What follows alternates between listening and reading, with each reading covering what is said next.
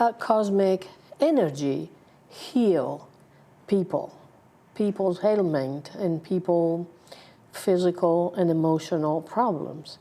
Welcome to Valentina Design Universe. This is the place where we meet interesting people. Tonight, my guest is a very interesting person. She is an astrologist and she is a reverend, and she will tell us all about cosmic energy. Welcome, Tamara. Thank you, Valentina. Thank you for being here. This is the first time in my show I Yes. have an astrologist. So it's, I think you're going to tell us a lot of very interesting things, right? So tell us about yourself first. You are a reverend, right? Yes. And what else do you do? You're an astrologist, and how did you get to do this profession? Okay. I've been a respiratory therapist for 3 decades, and I'm now switching to full-time healing work and astrology. Okay. And my mom was an astrologist. So the last few years I've been delving into astrology, and it's just been amazing, you know, how accurate it is.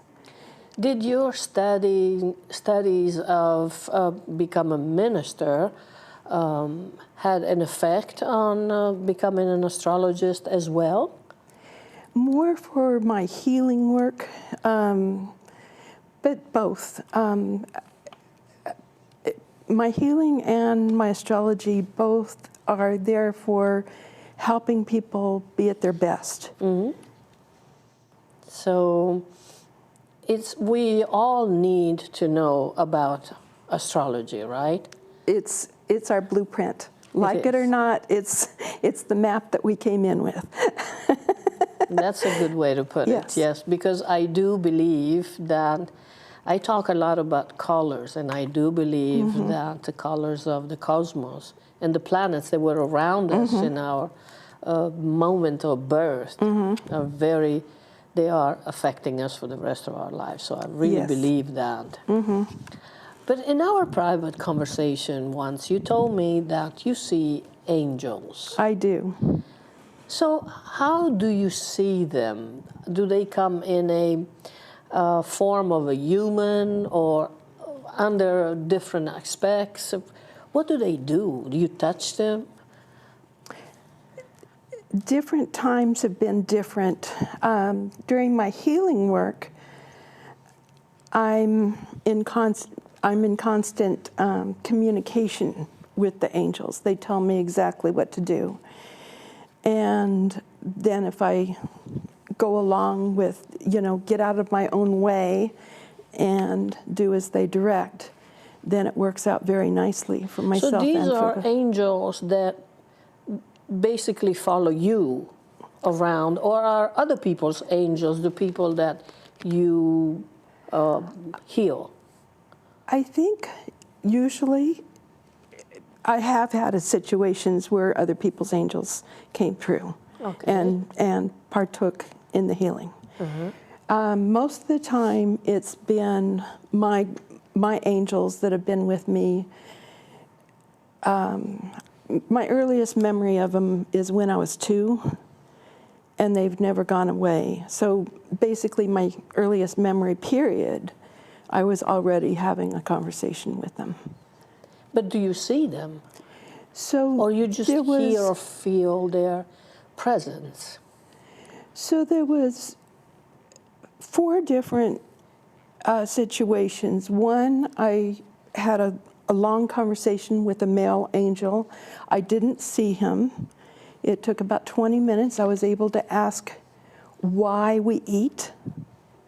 You know, what is this about why humans eat? And he was able to explain everything to me. He did it in a calm, clear voice, and I was able to ask all my questions until I ran out of questions, and then the conversation was complete.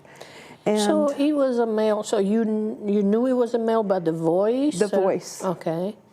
The voice was very, very male. But then you said the question was, why do we eat? But isn't that a normal thing for a human being to do? Animals eat, human beings eat because we need food to survive. So I was asking why. Why? Yeah. Why humans and animals, what is all this? Okay. And he answered, so I understood for the rest of my life. I now understand. He said, if you didn't eat, say, chickens, do you think humans would bother to make sure chickens survived? You know, if we didn't eat their eggs, do you think we'd bother making them hen houses? No. No. So it's our relationship, and then they remind us of things about ourselves.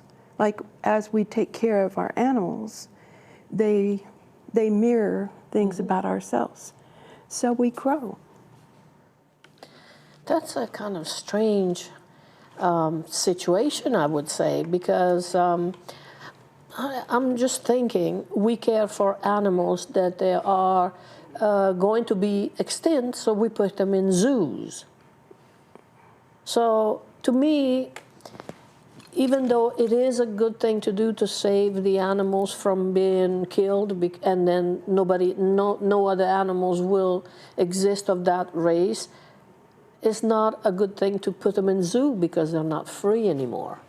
And if they don't have the companion, they will feel very lonely and closed in. So it's very strange that he says that we care for the animals and then we eat them. Is that the reason?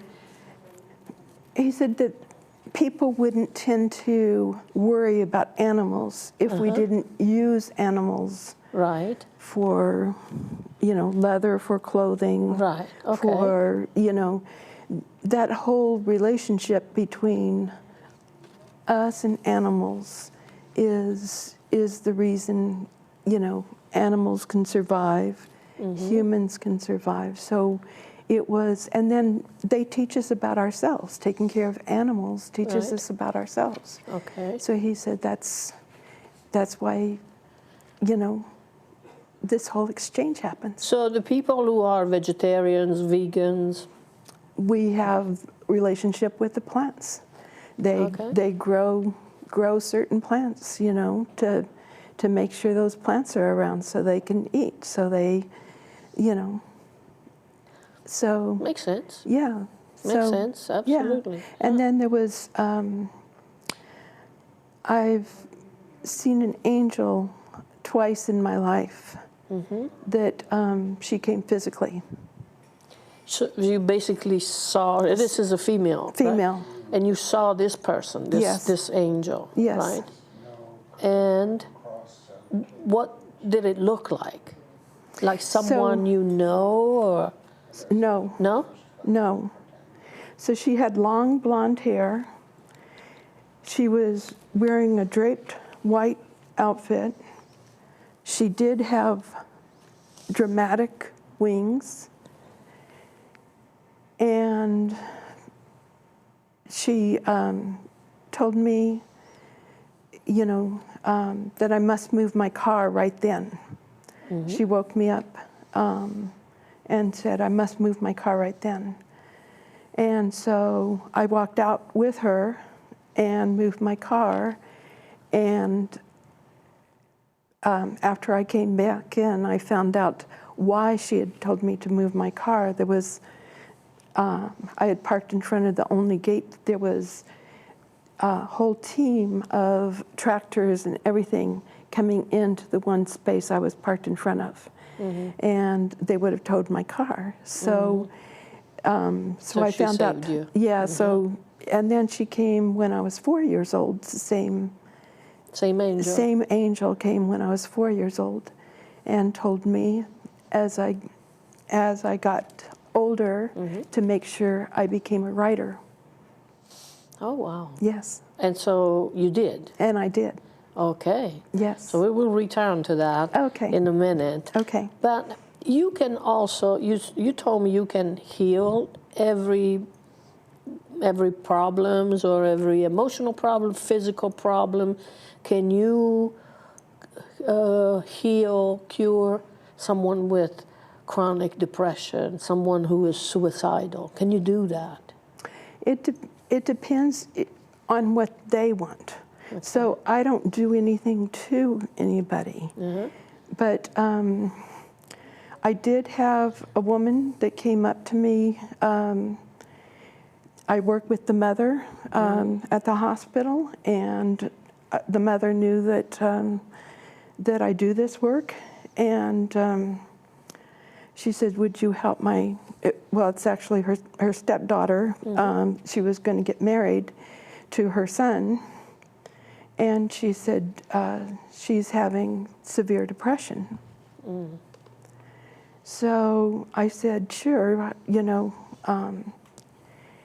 So she brought the daughter, and as I started in working with her, her dead mother came and stood next to her as a ghost. And then... And she saw it? Or you saw it? Just myself. Oh, you did, okay. And that was fine. The energy was fine, very loving. But then a man stood back behind the two of them. And he had his lip peeled down. He was dressed like a farmer. And he had very bad energy. And I said, "Who's that?" And I described what he looked like. And she goes, "Oh, that's my mom's dad. And he's on the other side too." And when my mom moved in with him, that's when she committed suicide. Oh my. And he was behind the two of them. So I asked, "Would you cut ties with him?" She goes, "Yes." And I asked him, "For the love of your daughter, of your granddaughter, would you cut ties with her?" And he agreed. Okay. And that's been about 8 years ago. And she hasn't had depression since. So this makes me think like a problem of depression can go back to our ancestors and affect us? It can. It really? Yes. So how do people know this? They go to take medication because they think they're going to feel good, because obviously medicine it's medicine. And a lot of people think, you know, maybe hocus pocus is not going to work. So how do people know that? Instead of taking medication, how do they know is there something in their ancestry that is making them do that? First of all, I need to preface, everybody needs to get correct medical help. Right. So before anything of looking elsewhere, we need to make sure people go to their doctors and follow any doctor's advice. But you also know that, and I don't want to say anything bad about medicine, but often people get a lot of medicine that makes them numb. They make them like not reacting to life anymore. They make them absent, like indifferent. So when people are ready for something different, you know, they've tried all the Western medical cures, and they haven't, things aren't going forward. They're still depressed, or they still have their ailments. That's when they tend to say, "What else is there?"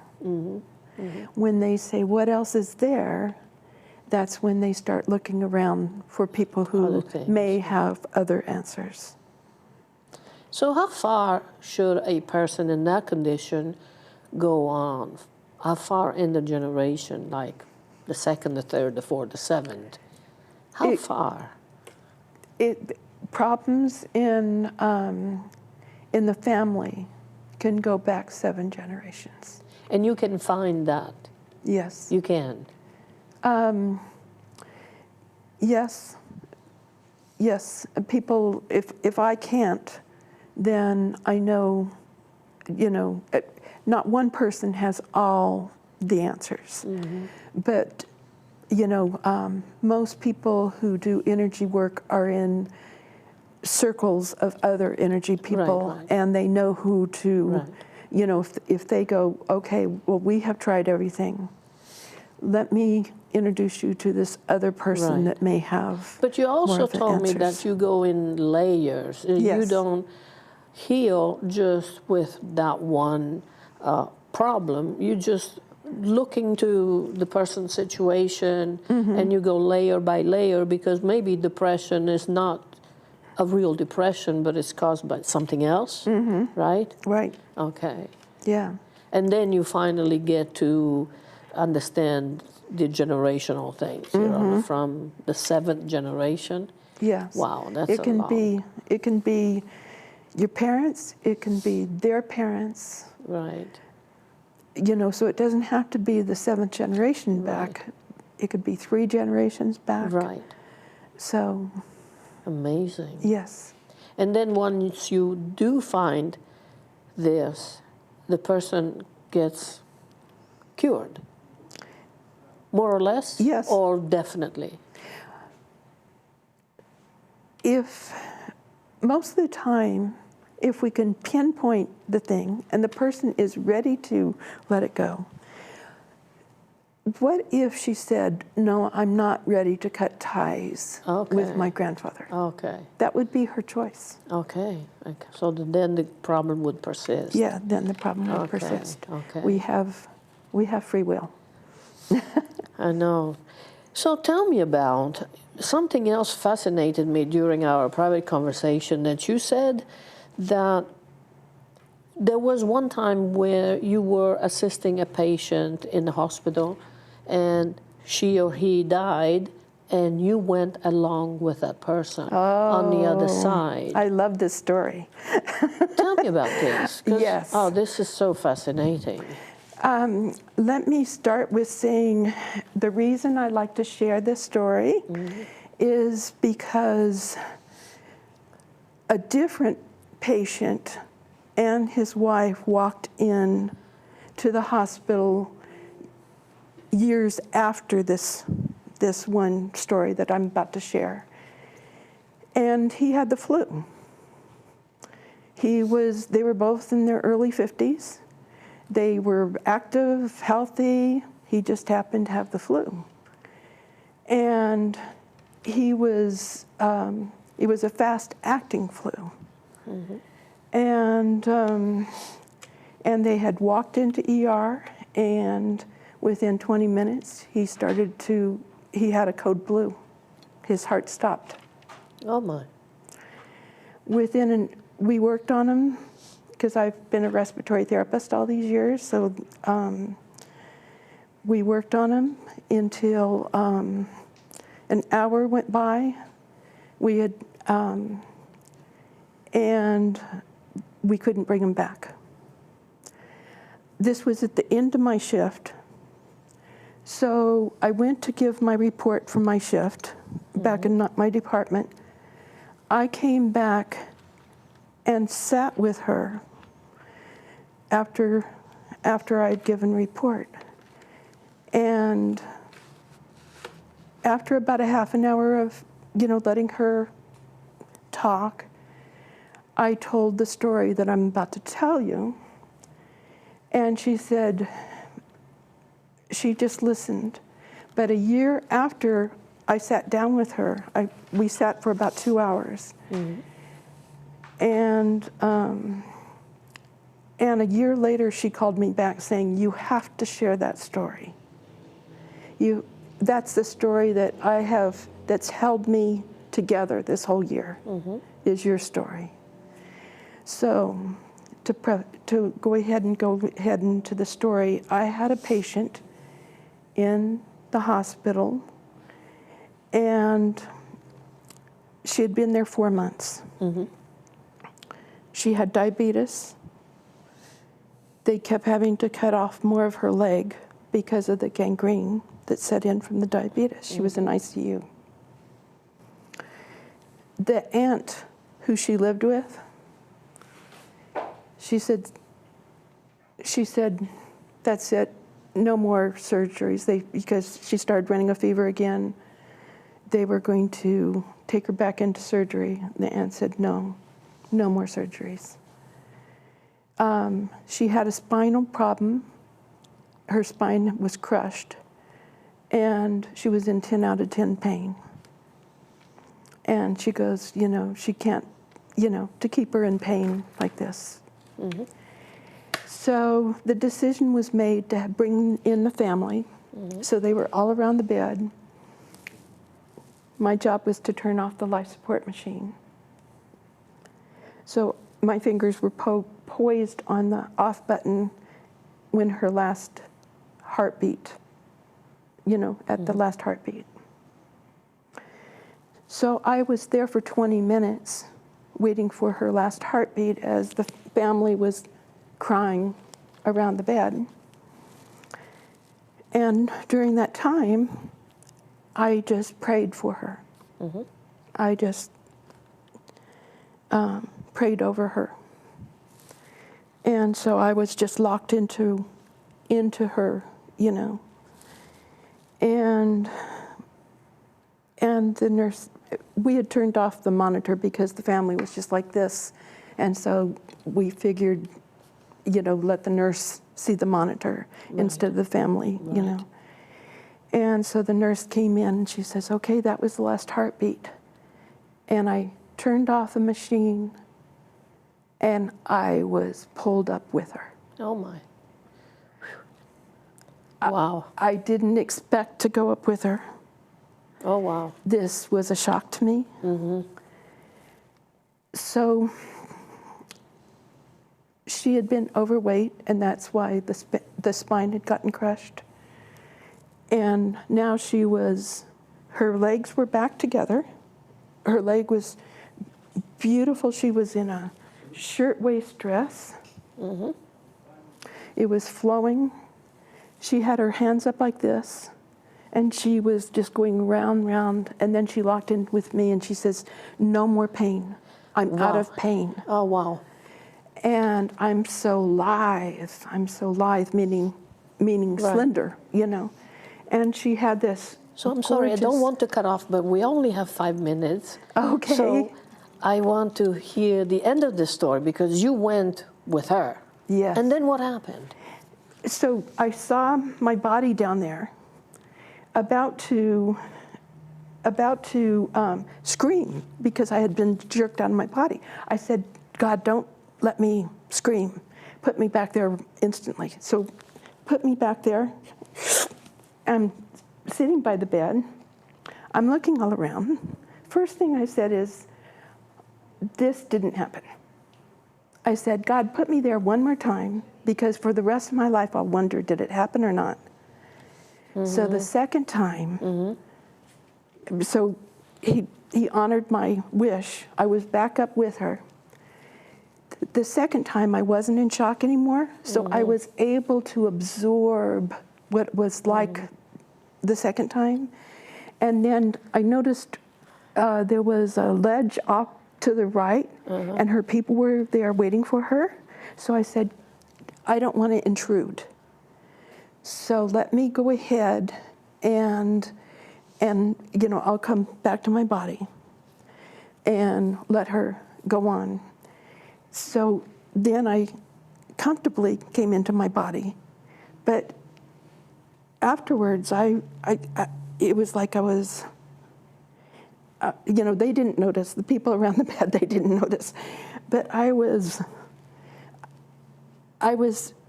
realized, oh my God, this is our dream body. we're in our dream, there we're fully awake. That's the real life, right? We dream this, and there we're fully awake. So this is my question, that we are out of time, but we want to know about this question. If this is the dream life, we're in it, and up there is the real life, why people are dreaming to be poor, in the street, homeless, drugs, and this and that? Do they dream about that? So I remember 6 of my past lives, and I was washing my hands at a restaurant, and what happened was a memory came back to me. In between lives, the life just before that, I had a father that thought I was not good enough for him. So I said, "Dear God, give me a father who doesn't think I'm too good for him." Then the next incarnation I had was a father who tried to sell me into the sex trade so he could buy his alcohol. Wow. And so when I had that whole memory occur, I go, oh my goodness. I've been feeling sorry for myself for that incarnation that was born like that. But when I realized that I had set that up myself, I went, sat in the car for about an hour to like understand where. Yes. Well, Tamara, this is really, really fascinating. Maybe we have to have you again on the second time to continue all the stories that I've heard from you.